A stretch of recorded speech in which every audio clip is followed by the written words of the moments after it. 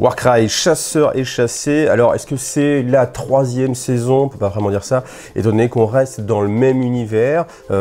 Pour moi, dans l'idée, à chaque fois qu'on changeait vraiment de saison, eh bien d'année, plus ou moins, eh bien on devait changer d'univers. Là, comme on reste dans cet univers-là, par contre, ce qui a changé, c'est le format de la boîte. Vous le voyez bien, on est sur une boîte beaucoup plus réduite, et à l'intérieur, on va avoir aussi beaucoup moins de choses. Avant, alors, c'est vrai que c'est un petit peu la déception pour moi, parce que c'est vrai que la première boîte de Warcry, elle était incroyable. On avait 2 bandes complètes, on avait une table de jeu complète, vraiment merveilleuse, et avec aussi toutes les petites créatures qu'il y avait en plus. Au fur et à mesure, après, on a enlevé les petites créatures, et là maintenant, on arrive à une version qui est encore plus réduite, où on n'a que 2 bandes et un élément de terrain, le petit fascicule de règles qui n'est pas les règles de Warcry, mais qui est simplement les règles des 2 bandes qu'on va avoir là. Donc, bien sûr, le prix est moins cher, malgré tout, bon, il y a toujours un équilibre. Est-ce qu'il vaut mieux une boîte un petit peu moins chère, et puis avec un peu moins de choses à l'intérieur, ou une boîte plus complète? Bah, ça, c'est à vous de répondre.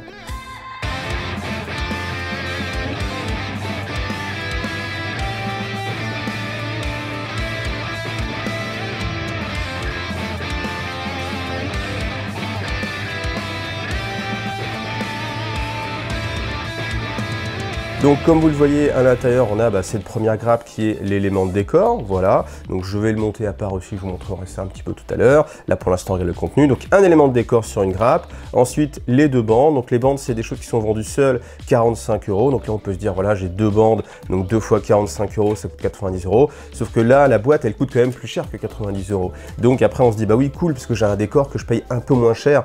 Mais au final, moi je préfère une boîte où on a 2 bandes qu'on paye un peu moins cher. Et puis après, si on a envie, on se paye vraiment les décors, et si on n'a pas envie de nouveaux décors parce que celui-ci nous plaît pas, eh bien on va chercher justement d'autres boîtes de décors. Alors là je vous l'ai sorti parce que j'ai déjà commencé à regarder un petit peu la boîte, bien évidemment, mais dans ce sachet là vous avez aussi le livre, donc le livre comme ça est protégé. Je trouve ça pas mal parce que ça fait une protection. Donc là bien sûr la notice, on va la regarder aussi en détail. Là pour l'instant c'est l'unboxing. Ensuite le tome de banque chasseur et chassé. Donc comme d'habitude vous n'avez pas les règles de Warcry à l'intérieur, il faudra avoir un autre bouquin pour avoir les règles. Alors autre chose qui a été rogné aussi, et que je trouve un petit peu dommage, c'est qu'on n'a plus le poster en fait. Là vous voyez, on a ce truc générique Warhammer. C'est dommage parce qu'avant dans toutes les boîtes, eh bien on avait ce poster. Alors est-ce que vous voyez, au fur et à mesure, ça rogne un petit peu par-ci par-là? Bah oui, il y a une illustration à payer en moins, ça on peut les produire à la chaîne, ça coûte moins cher. C'est un petit peu toujours dommage. Donc bien sûr des socles, les paquets de cartes et les cartes de bande, et puis on va regarder ça en détail. Alors regardez la notice, si ça vous intéresse pas, comme d'habitude, vous allez dans la description de la vidéo ou même dans la timeline en dessous, puis vous passez directement. Donc toujours la notice assez bien faite, hein. On a ça a l'air de rien, mais je trouve ça vraiment bien fait. Vous voyez, quand il y a du 25, du 28, des fois on a un petit peu de mal à voir la différence au niveau du socle, parce que c'est quand même assez léger. Là vous mettez votre socle dessus, puis vous savez exactement à quoi ça ressemble. On a toujours ce code couleur, voilà, avec les différentes possibilités. Les notices Games Workshop, pour moi c'est le must, hein, vraiment les notices qui sont les plus agréables à lire. Elles sont assez détaillées, et ils n'hésitent pas à faire tourner un petit peu la figurine d'un côté ou de l'autre. Donc là vous voyez en fait les différentes options, donc on voit quand même qu'il y a pas mal de choix, hein, pour ces personnages. Donc on a les magnifiques toutous. Voilà, donc ça c'est pas mal. Dommage qu'il n'y a pas un petit nonos, hein. J'aurais bien mis un petit bits de nonos. On verra, peut-être qu'il y en a un que j'ai pas fait gaffe, hein, on verra. Donc voilà la deuxième bande, hein, avec des figurines qui ont l'air assez mouse, hein. Donc ça bien sûr, je vais vous les monter, je vais vous les montrer. En tout cas on a pas mal de possibilités, vous voyez, avec cette sorte de masse, ou alors juste avec les griffes. Voilà, pas mal de possibilités. C'est bien à chaque fois d'avoir toujours ces options. Donc le décor, à mon avis, va être assez facile à monter. Alors je pense que si vous ne collez pas ça, vous voyez, vous avez un magnifique décor pour Star Wars Légion. Vous avez un sarlac assez bien réalisé, j'imagine.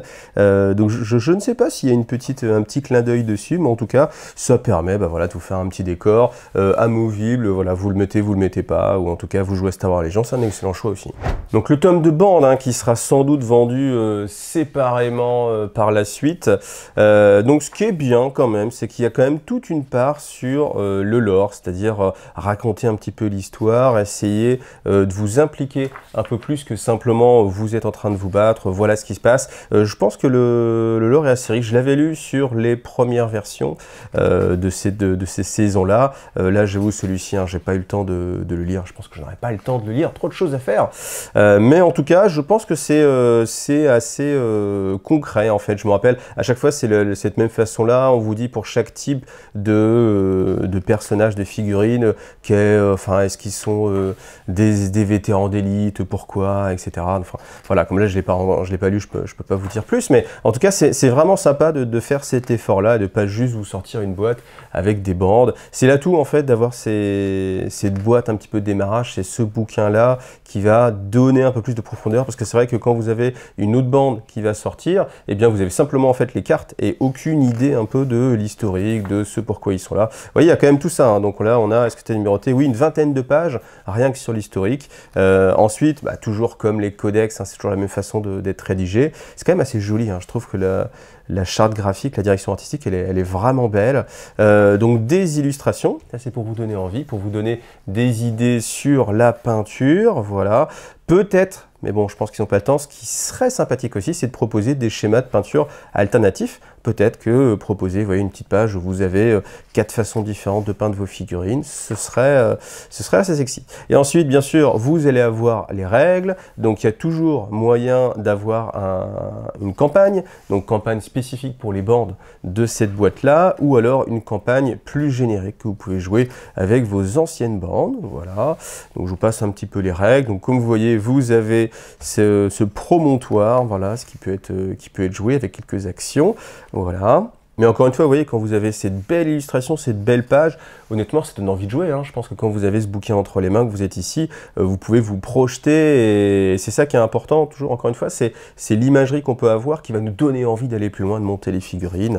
Donc voilà, les différentes campagnes qui sont réservées aux bandes de la boîte. Je passe un petit peu vite, voilà. Et puis, ça va être, je pense, les quêtes un peu plus génériques.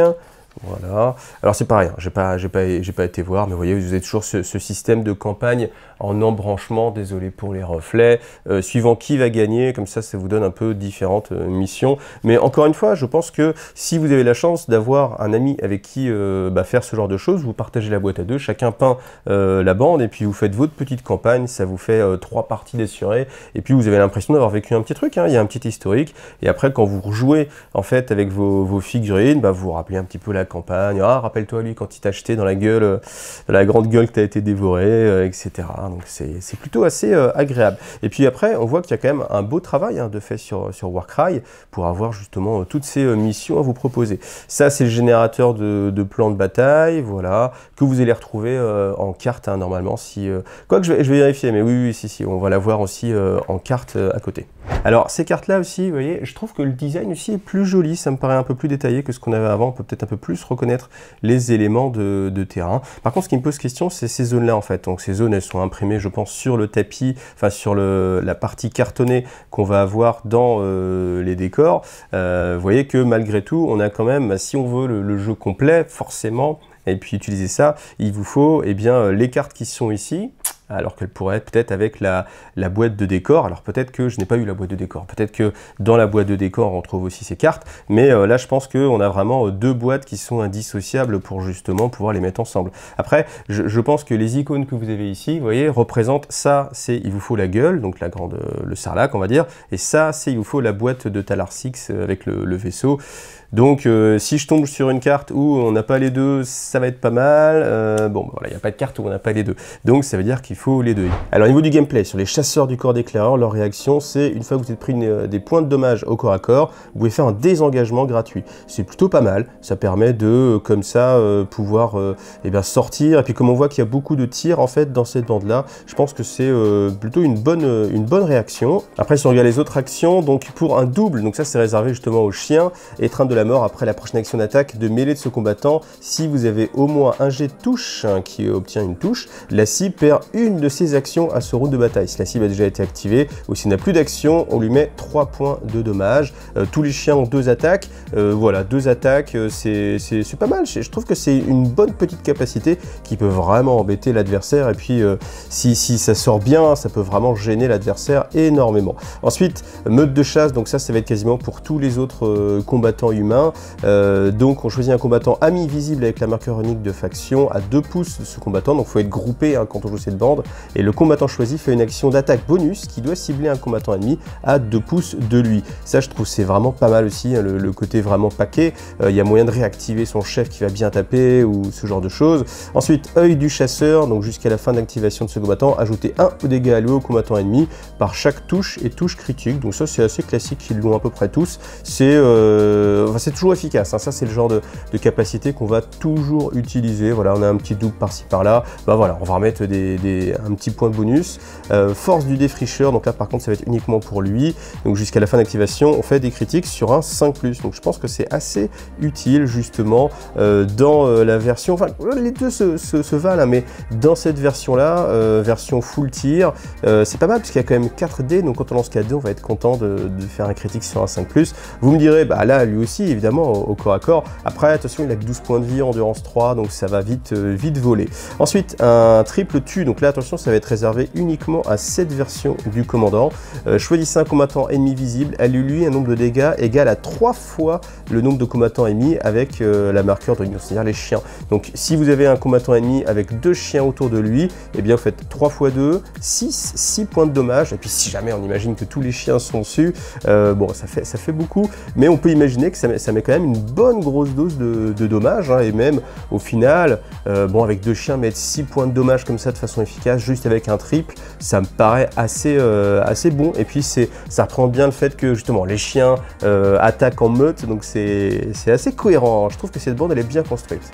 Et puis le quadruple, qu'on n'aura pas forcément l'occasion de faire souvent comme d'habitude, mais c'est quand même pas mal. Donc chaque combattant ami visible avec la marque unique de faction, à 6 pouces de ce combattant peut faire une action de mouvement bonus ou une action de désengagement bonus. Donc ça veut dire qu'on a quand même pas mal de mobilité, on a pas mal d'effectifs aussi, on a aussi la possibilité de faire du tir. Donc je pense que c'est une bande qui est assez polyvalente et qui doit être assez agréable en termes de gameplay. Alors les meute-gueule d'engorgeurs, eux, leur réaction, donc c'est vraiment assez létal, c'est quand vous êtes ciblé, mais avant de faire les jets, et bien s'il n'y a pas de critique, donc si on ne vous met pas un 6, et bien le combattant ennemi prend 6 points de dégâts. Je trouve ça assez bon parce qu'évidemment ça va peut-être même ne pas encourager les gens à vous mettre quelques petites attaques, c'est-à-dire que si vous avez un combattant avec juste 2 ou même 3 dés, il y a une chance sur 2 qu'il puisse se prendre un critique, se prendre 6 points de vie. Quand on voit qu'il y a des combattants qui n'ont que 12 points de vie, bah ça va être assez menaçant. Donc je trouve que c'est assez fin en fait. Alors ok, hein, c'est une morsure, ça dégage, mais du coup il y a une sorte de... On contraint un petit peu l'adversaire en disant, est-ce que tu es sûr que tu vas faire tes 2 attaques, tu es sûr que tu vas faire ton 6? Il y a un petit peu de man game, je trouve que c'est plutôt assez agréable. Alors au niveau des combattants, on voit qu'on est vraiment sur des grosses brutes, hein, c'est normal. Par contre ce qui change, c'est l'endurance. Endurance de 3, forcément ils n'ont pas d'armure, c'est ce qui permet aussi de les taper un petit peu plus facilement pour faire baisser leur point de vie. Ils ont tous 30 points de vie, 35 pour le chef. Mouvement de 5, c'est pas mal parce que c'est vrai que l'inconvénient souvent quand on a des bandes très réduites comme ça, c'est la mobilité. On a vite fait s'il faut aller chercher un objet, un scénario, que ce soit extrêmement compliqué.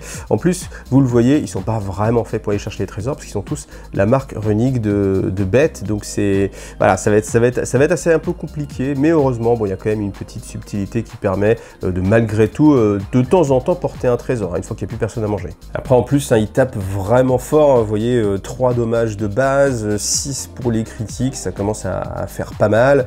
On a de la force 4, 5, 6, donc la plupart du temps on va toucher sur les 3+. On a un nombre d'attaques qui est assez bon, hein, en moyenne, hein, vous voyez, 4 attaques. Alors là, lui, il a que 2 attaques forcément, mais oui, par contre, il touche à 2, et puis il fait du 4-8, donc voilà, ça reste quand même, je pense, assez équilibré. En tout cas, ça va taper assez fort si on a une chance un petit peu statistique je pense que ça va être assez bon et qu'on va enlever quand même beaucoup de points de vie à l'adversaire. Alors pour améliorer un petit peu la prise de contact avec l'adversaire, eh bien vous avez la capacité bon pour un double où vous faites simplement un mouvement bonus si vous avez un adversaire qui est dans les 6 pouces, donc ça peut vous permettre justement comme ça de vous rapprocher, de l'engager. Ensuite pour un double, eh bien vous avez l'étincelle de conscience, donc c'est pour tous ceux-là qui ne peuvent pas nativement porter des trésors, eh bien là vous pouvez le porter, par contre eh bien au début du prochain tour vous le lâchez directement. Bon, c'est un petit bonus, après je pense que ça va contraindre vraiment cette bande-là à jouer sur autre chose que... Enfin bon, de toute façon, est-ce que vous avez envie de les jouer en mode scénario? Non, là, vous avez envie de jouer. Quand vous jouez cette bande-là, je pense que c'est vraiment pour aller taper. Hein. Vous avez passé une mauvaise journée, un mauvais week-end, et puis là, bam, bam, bam, on a envie de se défouler. Je pense que c'est la bande pour faire ça. On a le double force surnaturelle. Voilà, c'est classique. On va rajouter un point de dommage sur les actions. Alors pour ce combattant-là, le triple cri terrifiant. Pour chaque combattant ennemi à 6 pouces, sur un 4+, il ne peut pas faire de désengagement. Bon, je trouve ça un petit peu anecdotique, surtout que c'est sur une seule figurine, donc ça c'est un petit peu dommage. L'autre triple, c'est l'action d'aimante, donc sur notre gros frappeur, eh bien vous faites des critiques sur un 5+, après bon il a que 2 attaques, donc c'est une bonne façon de sécuriser. Après c'est un triple quand même. Et le dernier, le quadruple, eh bien vous gagnez la marque de bête, donc vous lâchez un trésor si jamais vous en portiez un, et vous pouvez faire une action d'attaque bonus sur chaque combattant ennemi visible à 1 pouce de lui. Alors honnêtement, si vous êtes justement, si vous jouez contre l'autre bande et qui va venir vous charger, vous entourer, là c'est sympathique, mais en général je pense que ça va pas être très utile parce que l'adversaire va pas envoyer plusieurs figurines sur votre personnage. Je sais pas, je trouve pas que ce soit très fou au niveau des compétences. En tout cas, dès qu'on passe les 2 triples, je trouve pas ça très intéressant parce que c'est assez limité, assez contextuel. Et puis le quadruple, bon ouais, c'est pas mal, mais est-ce que vous pouvez déclencher la chose volontairement? Non, c'est qu'une action de réponse en fait. C'est si l'adversaire se dit c'est pas grave, tant pis, j'y vais, je vais me paquer. Si vous envoie les adversaires un par un pour vous empêcher déjà de bouger, et puis vous envoie des petites chips comme ça à grignoter, ça va pas être forcément très intéressant. Heureusement, bon après il y a le double qui permet, une fois que vous avez détruit un adversaire comme ça, de pouvoir plonger vers un autre, mais faut qu'il soit à 6 pouces. Donc voilà, je pense qu'en termes de gameplay, celle-ci, elle est moins sexy. Je pense que c'est on pose un petit peu son cerveau, puis on va aller tataner. Et là, ok, je pense qu'on va être content de ce qui va se passer. Alors, je vous montre vite fait la grappe en gros plan pour apprécier, bon bah voilà, la finesse un petit peu du détail. Je trouve que voilà, les décors toujours un petit peu plus grossiers, hein, forcément, par rapport aux figurines. Je pense qu'il attache un petit peu moins d'importance à la finesse. Et puis au final, c'est pas plus mal parce qu'on n'a pas forcément besoin de beaucoup plus. Hein. Ce décor, il est vraiment pas mal, hein, il est assez sympathique. Alors là, je ne l'ai pas collé, pourquoi? Je vais vous montrer après. En tout cas, on retrouve cette gueule comme ça à nourrir, les côtes comme ça, les ossements, donc c'est plutôt sympathique. Il y a des espaces plats ici, mais c'est bien pour poser en fait les figurines, hein, vous voyez, même des grosses figurines, voilà, on peut les poser là. Bon, évidemment, ça va se faire plus facilement avec un petit socle ici, ou bien évidemment par ici, voilà. Donc ça vous donne des éléments pour poser vos figurines, ça c'est toujours une bonne chose, sachant qu'il y a des règles un petit peu spéciales pour venir en dessus. Et puis, alors je vous la fais tourner quand même, que vous puissiez apprécier la figurine, enfin le décor de chaque côté. Là vous avez des piliers qui sont faits avec des sortes d'os géants, voilà. Et si jamais, vous avez envie peut-être de le transporter plus facilement, c'est une possibilité. On peut, vous voyez, alors là, ça tient quand même assez bien, pourtant ce n'est pas fixé. Je peux enlever ici cette partie-là, cette côte qui vient s'emboîter ici. On peut faire la même chose de l'autre côté, cette côte encore en plus, et on enlève cette partie-là. Et au final, vous vous retrouvez, alors vous pouvez par exemple avoir plusieurs parties comme ça séparées, et puis vous dire j'ai 3 éléments de décor. Pourquoi pas, ça peut tenir. Ou alors, vous êtes un petit fourbe et vous avez envie de jouer à Star Wars Légion, et puis vous avez envie de quelque chose qui ressemble un petit peu au Sarlacc. Et voilà, forcément, hein, vous y avez déjà pensé, hein, avouez que vous aviez déjà pensé. Alors, contrepartie, par contre, c'est que vous avez en fait tout cet ossement autour là qui fait un petit peu moins Sarlacc, je pense. En tout cas, je vois pas la logique. Maintenant, voilà, ça reste une possibilité. Je pense que même, ne serait-ce que dans le transport, c'est peut-être plus facile de les mettre détachés. Ça peut prendre moins de place. Vous voyez, vous pouvez mettre ça sur le côté comme ça. Voilà, ça prend moins de volume. À vous de voir. À noter que, par contre, sur la jonction que j'ai réalisée entre les deux, et bien le plastique, en fait, il était pas hyper jointif. Et il a fallu que je bricole un petit peu, que je force vraiment, que je mette un petit peu de cyano à un moment donné pour que ça force, parce que bah, c'était pas ultra jointif et c'était un petit peu décevant par rapport à ce que nous avait habitué Games Workshop. Mes pièces n'avaient pas l'air tordues en plus, puis sur une grosse pièce comme ça, je pense vraiment que ça vient d'un petit défaut peut-être. Vous me direz, si jamais vous avez l'occasion de le monter, n'hésitez pas à revenir pour mettre un commentaire et me dire si ça venait de moi ou si ça venait de cette pièce-là, voilà, comme ça. Mais en tout cas, bon, c'est un décor qui est assez cool. Le seul bémol, encore une fois, c'est que ben, vous le trouvez que dans cette boîte-là, et si vous n'avez pas envie d'acheter cette boîte-là, mais que vous avez quand même envie d'avoir le décor, je ne sais pas s'il va sortir séparément, et même s'il sort séparément, eh bien, il faut imaginer à quel prix il va être. Ça, encore une fois, c'est peut-être le bémol, le gros bémol qu'on peut avoir. Donc la grappe d'engorgeur, voilà, donc des petites options pour changer un petit peu les marteaux, les masses plutôt, des têtes un petit peu différentes aussi.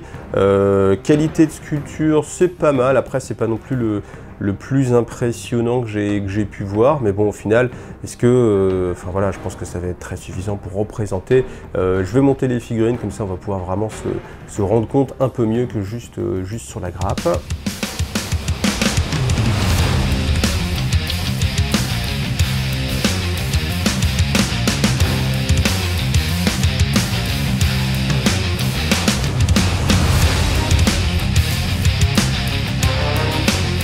Alors on commence avec les figues des engorgeurs. Alors très nettement, ces figurines, elles m'inspiraient pas du tout, que ce soit la peinture studio, que ce soit le look, ça n'a jamais été ma tasse de thé. Par contre, c'est vrai qu'elle est montée, et bien indubitablement, bah, j'y ai pris goût en fait, et je les trouve vraiment sympas. Alors on a le choix la plupart du temps de les monter soit main nue, soit avec cette espèce de gros marteau. Il n'y en a que deux qui ne peuvent avoir que en fait leurs mains nues, en fait, on peut pas choisir leur marteau. Après on peut choisir à chaque fois la tête de marteau. Malgré tout, ce sera uniquement des interversions, c'est-à-dire qu'il doit y en avoir 3 ou 4, il doit y en avoir 4.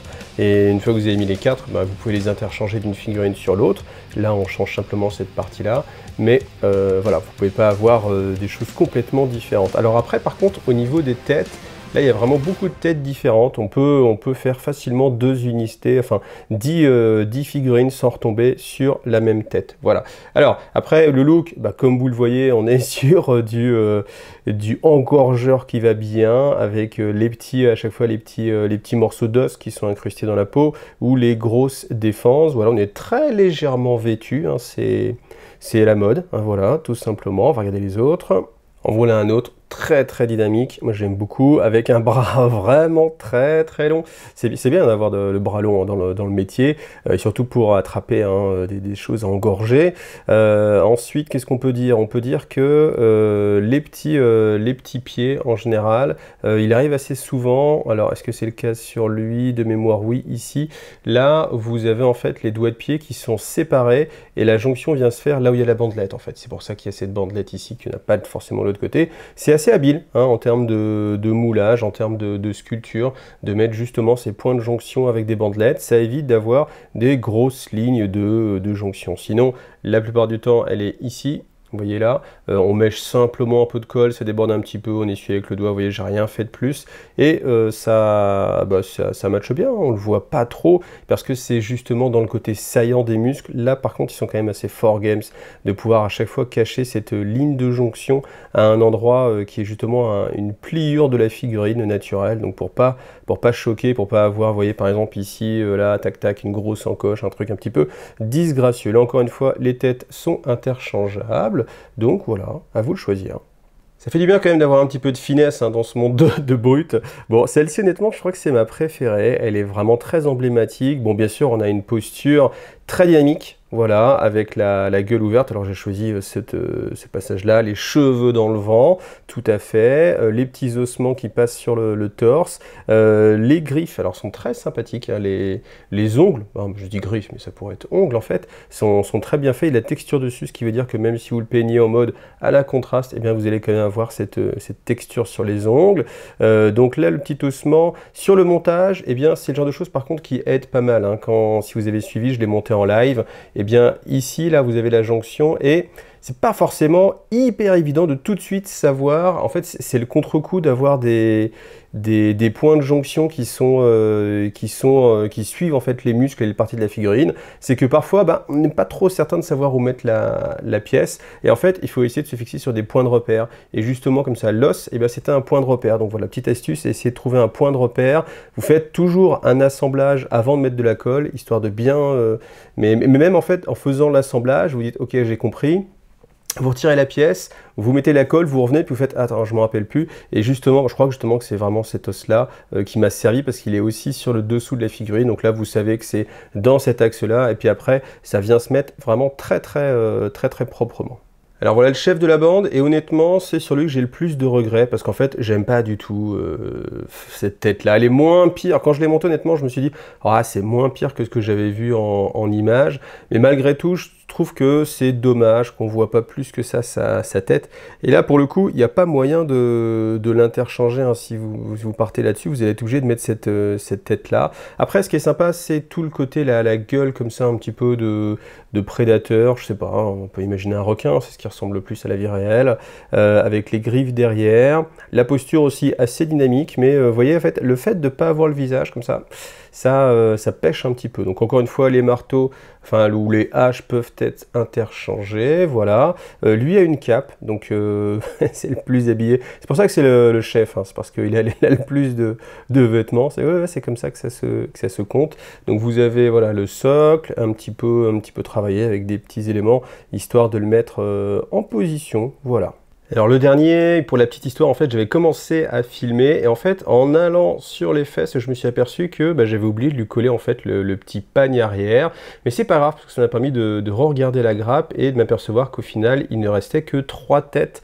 Ce qui veut dire que vous pouvez pas faire, il n'y a pas 10 têtes, mais il y a 5, 6, 7, 8 têtes différentes simplement. Donc voilà, comme ça vous aviez un complément d'information. Après, lui, j'aime bien cette posture. J'ai l'impression que depuis Iron Man, on voit beaucoup cette posture avec un bras posé à terre, alors peut-être que ça n'a rien à voir, mais c'est vrai que c'est assez sympathique. Alors avec cette tête-là dégoulinante, avec du sang ou de la bave, voilà, on a toujours souvent les petits fers, comme ça, vous avez dû le voir hein, sur les autres figurines, et lui aussi, il a une bonne paire de petits ongles, en fait, sur les papates, mais je pense que ces figurines, elles sont assez agréables à peindre, j'imagine, parce qu'il y a de la simplicité, quand même quelques petits détails, et on peut se dire qu'on peut aller assez vite, justement. Donc c'est un petit côté aguicheur qu'elles ont.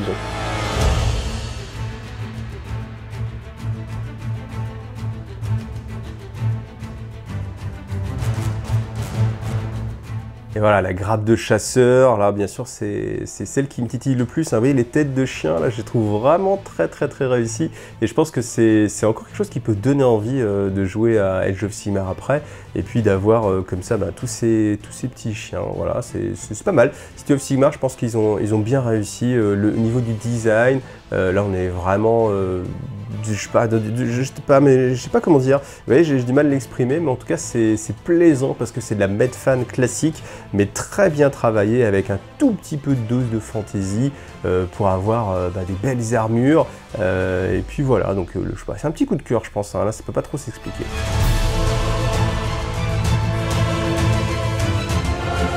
On commence direct avec le chef. Alors vous m'excuserez, j'ai mis un petit bout de pâte à fixe, c'est moins joli, moins esthétique, mais moi ça me permettra de le peindre plus facilement. Cette figurine, enfin toutes les figurines de cette bande-là, je les trouve magnifiques. Là, il y a vraiment rien à dire. Alors restez jusqu'au bout pour les voir, mais vous allez voir que je vais pas avoir beaucoup de choses à dire. J'ai rien de négatif à dire, en tout cas ou alors je m'en suis pas encore aperçu. Elles sont agréables à monter, ça se passe très bien. Les jonctions de la cape, c'est assez agréable aussi. Les chiens sont assez, même très expressifs. Vous voyez que la cape est quand même assez fine, hein, on est assez loin de ce qu'on peut voir parfois. Donc là, c'est vraiment très bien. On peut le poser de différentes façons. Il peut avoir un bras différent, il peut avoir des casques aussi. Il peut pas avoir de chiens différents. On aurait pu imaginer que tous les chiens pouvaient venir se mettre avec lui. Et si vous vous demandez, voilà, pourquoi? Eh bien, parce qu'en fait, moi j'avais dit, allez, c'est pour la fun fact, j'avais dit, mais tiens, c'est bizarre, il est en train de montrer au chien d'aller à un endroit, pourtant, il est en train de le retenir. C'est débile. Et on m'a dit, mais non, mais tu connais rien dans l'enseignement canin. Au contraire, en fait, on est en train de frustrer le chien, on lui dit, va, attaque, attaque, et on le retient. Donc ça l'énerve, ce qui fait qu'il part comme une fusée. Voilà, vous avez appris un truc, ou si vous le savez déjà, bah moi je le savais pas. Voilà, puis on passe aux autres figurines. On reste sur les gros socles avec notre ami, avec une grosse arbalète. Alors lui, il y a un tout petit peu de difficulté pour le monter. Dans cette zone-là, en fait, il n'y a pas vraiment d'encoche très puissante pour pouvoir mettre la sorte de robinet qu'on a ici, le tendeur de câble, j'imagine.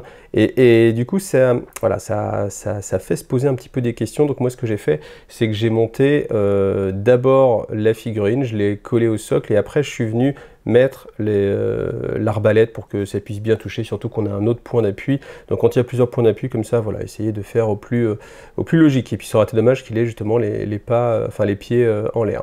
Donc derrière, on voit le symbole, hein, City of Sigmar, comme ça on peut mettre de la couleur. Les figues sont vraiment bien réfléchies, je trouve, parce qu'on peut retrouver facilement des zones pour mettre une couleur, la couleur de sa faction. Elles sont bien ornementées. Là par contre, on a plusieurs têtes à chaque fois pour les personnages.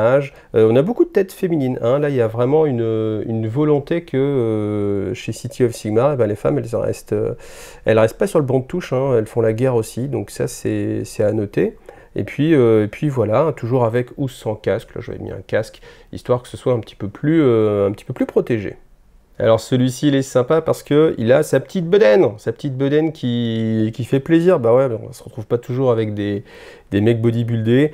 Donc voilà, là aussi il y a possibilité de changer la tête. Et puis j'aime bien parce qu'on a vraiment l'image un peu fantasmé du garde, bah voilà, qui a passé sa journée à camper avec sa lance, un petit peu bourru. Il tient aussi son couteau, on sait jamais, hein, des fois qu'il faille se battre. Et puis voilà, une figurine là aussi, je pense. En fait, celle-ci, vous voyez, elle est presque parfaite en termes de détails, parce que il y en a. Hein, il y a quand même des détails sur le ventre et tout, ici là par exemple, mais il n'y en a pas trop. On n'a pas 40 sacoches, il n'y a pas 75 gadgets qui lui sortent de chaque côté. On a un holster ici ou une sacoche, qui permet d'habiller, de changer, de mettre un petit peu de couleur, mais sans qu'il y ait trop de détails. Et vous verrez, hein, même avec les autres figurines, je trouve que là, c'est très harmonieux. Donc à nouveau une lancière, donc vous voyez là j'ai pris l'option féminine, voilà. Donc eh bien très dynamique aussi, voilà, c'est une figurine classique, mais qui quand même impose le respect avec du dynamisme. On retrouve toujours la hache qu'on va retrouver sur toutes les figurines quasiment de cette bande-là. Et puis vous voyez, encore une fois, j'ai pas grand-chose à dire, le visage est bien défini. C'est pareil, hein, il n'y a pas 48 détails qui viennent ornementer la lance. La lance est efficace, fonctionnelle, elle est bien droite. Donc voilà, rien à dire de plus, si ce n'est que c'est parfait en termes de belles figurines. En fait, c'est presque même un petit peu embêtant parce que j'ai pas grand chose à dire de négatif. Hein. Quand on a plein de choses à dire de négatif, c'est facile parce qu'on est en train de râler, de dire oh, mais vous imaginez, c'est n'importe quoi, ils se moquent de nous. Tandis que là, j'ai pas grand chose à dire hormis allez-y, hein, foncez, ces figurines sont magnifiques. Vous voyez la finesse quand on regarde derrière et tout. On a des proportions qui sont vraiment très bonnes. Le dynamisme, encore une fois. Alors, avec les deux petits haches de lancer, plus celle dans le dos, le visage. Vraiment expressif, encore une fois, je trouve qu'il y a une belle réussite. Voilà, la sacoche, rien à dire, encore une fois, moi je suis assez amoureux de cette bande-là, donc je sais pas quoi vous dire hein, quand on aime, hein, c'est plus dur. En effet, hein, l'amour c'est un peu difficile à expliquer, on a le coup de cœur ou on l'a pas, c'est plus difficile, c'est moins rationnel, alors que quand on n'aime pas, on sait en général pourquoi on n'aime pas, hein, on a de l'argumentation. Bon, vous voyez, là les sacoches, vous voyez, il a quand même du détail, mais ça va aller vite, vous voyez, deux couleurs de cuir différentes. On pourra refaire la même sur la sacoche sur le côté, les bottes qui sont bien définies, la petite arbalète, voilà, qui est très agréable aussi. Voilà, hein, il est bien, il est très bien ce personnage. Mais par contre, lui, je me rappelle, voilà, pour le monter, étant donné qu'il a un col haut en plusieurs parties qui le remonte, c'est assez difficile. Si vous n'avez pas la notice, là, vraiment, prenez la peine de d'abord faire un essai à vide, de bien repérer comment ça se met, et puis après de monter la figurine. Là, on est sur une de mes figurines préférées. Je pense que celle-ci, elle a sa place dans tous les JDR, si vous voulez. Une figurine qui représente un peu un rôdeur avec un petit pistolet arbalète. Elle est vraiment géniale. Ensuite, il y a la possibilité de ne pas mettre la tête, en fait. Donc, alors, j'ai essayé de le tourner. Je ne sais pas si je vais retrouver les fichiers, mais si je retrouve les fichiers, je vous le mets. Ça vous fait une sorte de combattant invisible. Voilà, alors je ne sais pas si ça peut avoir une utilité quelque part, mais si quelqu'un cherche un combattant un peu invisible, et ben cette figurine elle est parfaite parce que vous avez une capuche qui tient un petit peu dans le vide, donc comme si on avait le combattant qui était invisible mais qui était juste habillé avec sa capuche. Quel est l'intérêt? Je ne sais pas, mais en tout cas on peut le faire. Et ça m'a inspiré en fait, vous voyez, mais pour une peinture, ça peut être assez inspirant. Le côté, justement, si vous n'aimez pas faire les visages, vous pouvez toujours trouver une raison pour le mettre comme ça.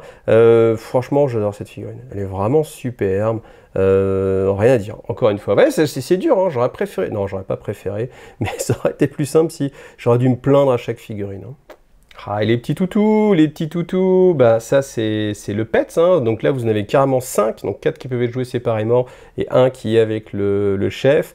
Ils sont très réussis. Je trouve qu'en termes de chiens... Alors on m'avait dit le nom des races, hein, j'ai oublié, désolé.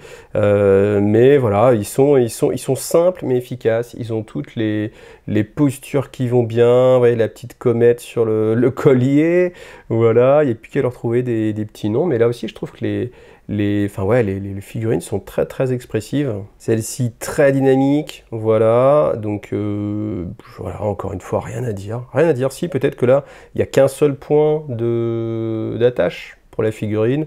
Donc peut-être que ça peut la rendre un peu fragile, mais honnêtement, j'ai pas eu l'impression du tout que ce soit fragile. Hein. Vous voyez, on peut appuyer quand même. Je pense que maintenant, il commence à maîtriser vraiment l'épaisseur qu'il faut pour que justement ça ne craque pas. Voilà. En tout cas, je vous le dis, hein, maintenant, quasiment dans toutes les bandes, Warcry, Warhammer Underworld, ils nous mettent des petits animaux de compagnie, des petits familiers. Et c'est une très bonne idée parce que combien... Là, j'ai oublié ton pseudo, mais quelqu'un m'a dit, ouais, sur la bande de Warhammer Underworld, en fait, j'ai craqué à cause du poulpe. C'est le poulpe qui fait craquer. Et le poulpe te fait commencer les des Deepkin. Et puis peut-être qu'après, vu que tu as une bande, tu dis, allez, pourquoi pas, je rachète une tortue. Et puis au final, je me retrouve à jouer à Age of Sigmar juste parce qu'ils ont fait un poulpe à un moment donné. Et là, honnêtement, cette bande de chiens, elle peut vous faire commencer à jouer à Age of Sigmar. Donc faites vraiment attention, hein. C'est très dangereux les chiens. Et encore, heureusement qu'ils nous ont pas fait des chats, hein, vous imaginez, sinon pour l'amour humain envers les chats, vous imaginez le nombre de gens qui seraient passés dans le monde de la figurine, incroyable.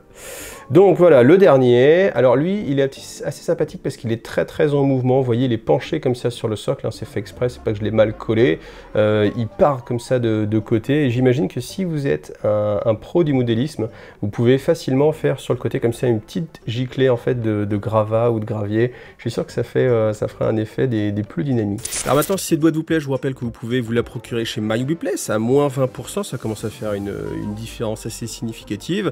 Alors, bilan vraiment, ouais, je pense que sortir uniquement les 2 bandes avec le bouquin sans le décor en plus, ce serait plus accessible, moins cher. Là, on vous oblige un petit peu à faire la taxe décor ou la taxe figurine si vous voulez le décor. Le décor est pas mal, mais c'est vrai qu'en termes de finition, je trouve qu'il est inférieur aux figurines. Les figurines sont superbes. Les chasseurs du corps d'éclaireur, je les trouve vraiment magnifiques. Et il y a le coup de cœur dessus. Même les Mudgull, j'étais pas super emballé, mais au final, quand même un petit peu. Voilà. Donc peut-être qu'on aura l'occasion de les jouer un jour sur la chaîne ou pas. En tout cas, merci à tous ceux qui avaient voté pour Warcry, puisque les tipeurs ont choisi entre Warcry ou Warhammer Underworld. Et ben voilà, vous avez eu votre vidéo. J'espère que ça vous a plu et que ça vous a aidé à prendre votre décision sur est-ce que cette boîte est faite pour vous ou pas. Voilà, merci à vous tous en tout cas. Pensez à vous abonner, pensez à liker aussi, ça fait toujours plaisir. Et puis des petits commentaires. Allez, merci à tous, à bientôt, salut.